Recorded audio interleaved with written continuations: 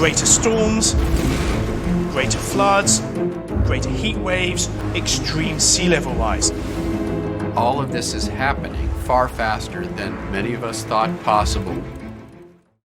Since the beginning of the political debate about global warming, it has been dominated by demands to mitigate climate change by reducing CO2 emissions. According to these claims, early and drastic action will prevent the need for more urgent and expensive interventions later on.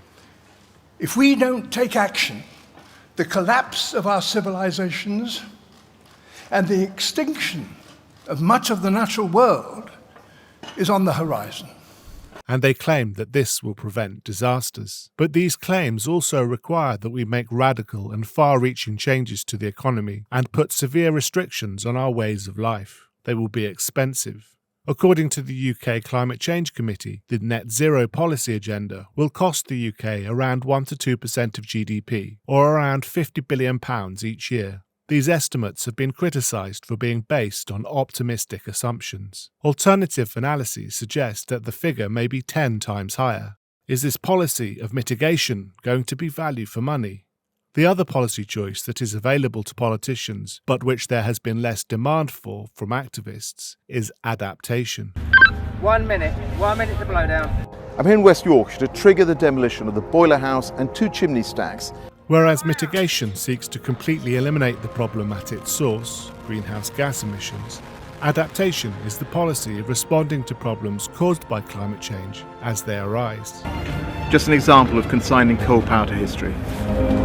The United Nations and the World Bank estimated that this policy would cost around £100 billion per year, not just for Britain, but for the entire world.